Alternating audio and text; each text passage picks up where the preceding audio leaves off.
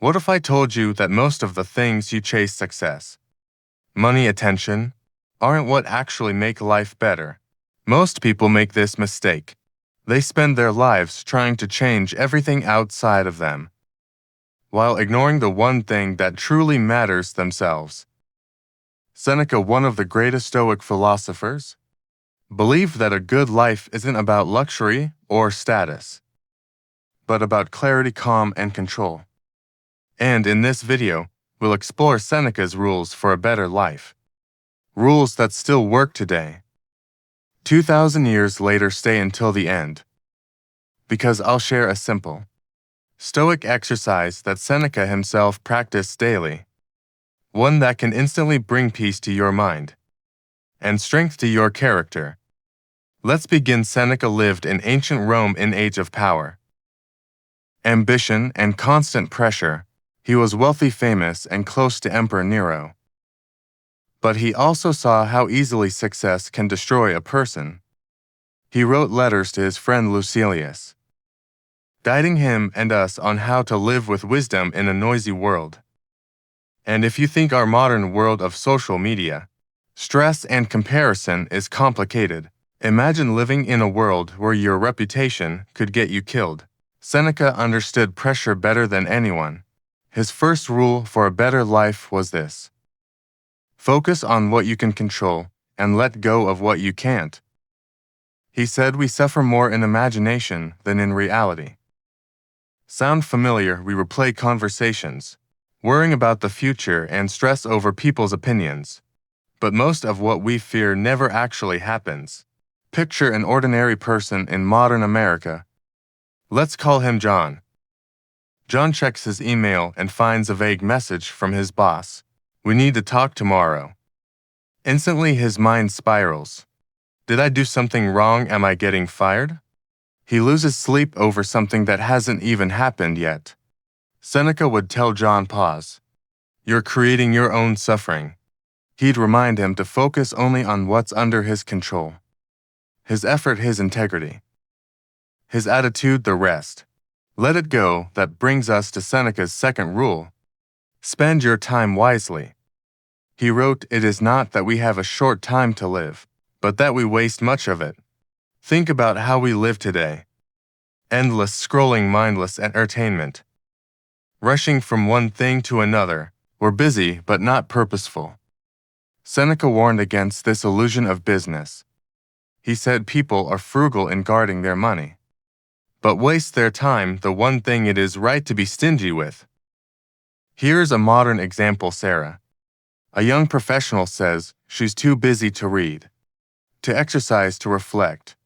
But she spends 3 hours every evening scrolling through TikTok. Seneca would tell her, your time is your life. Spend it like treasure, not loose change. If this makes sense so far, hit like so more people can see this Stoic wisdom. Seneca's third rule, choose your company carefully. He said associate with people who are likely to improve you in a world of constant noise. Online drama, toxic relationships, office gossip. Who you surround yourself with shapes your mind. Seneca compared the mind to a flame. If you feed it good fuel, it burns bright. If you smother it with smoke, it dies out. In modern terms, that means follow fewer influencers who distract you, and spend more time with people who challenge you to grow. Now here's a story from Marcus Aurelius, who deeply admired Seneca. Marcus wrote in his Meditations, the soul becomes dyed with the color of its thoughts. He lived by Seneca's advice, choosing simplicity, honesty, and good influence over luxury or fame. Imagine that, the most powerful man in the world, writing to himself reminders to stay humble. That's the Stoic legacy Seneca helped shape. The fourth rule, don't let emotions rule your actions. Seneca said anger is like falling madness. He wasn't saying to suppress emotions, but to understand them before acting on them. Think of how easy it is today to lose control. Someone cuts you off in traffic. Your partner says something harsh. A stranger insults you online. You feel that spark of anger rise. Seneca would tell you to pause, Breathe and ask, will this still matter tomorrow? Most of the time it won't. That's self-control, the foundation of a good life. Epictetus, another Stoic, taught the same thing. Anyone can get angry. That's easy, but to stay calm in the face of provocation, that's mastery. These three Stoics didn't just talk about control. They lived it. Let's look at Seneca's fifth rule. Live with purpose, not approval. He wrote, a man who lives for others' opinions has made himself a slave. In the age of social media, we measure ourselves by likes, followers, and praise, but Seneca warned that seeking validation is the fastest way to lose yourself. He'd remind us the crowd is not your compass. Instead of asking what will they think, ask, is this right according to my reason and values? Imagine a young woman named Emily. She wants to start a YouTube channel to share her ideas. But she's afraid, what if people judge me? Seneca would say they will. But their judgment is not your problem. Act with virtue, not for approval. The peace that comes from living honestly is far greater than the fleeting comfort of others' praise. Now Seneca's sixth rule. Practice gratitude and simplicity. He said he is a great man who uses earthenware as if it were silver, and silver as if it were clay. He didn't mean to reject comfort entirely, but to be free from dependence on it.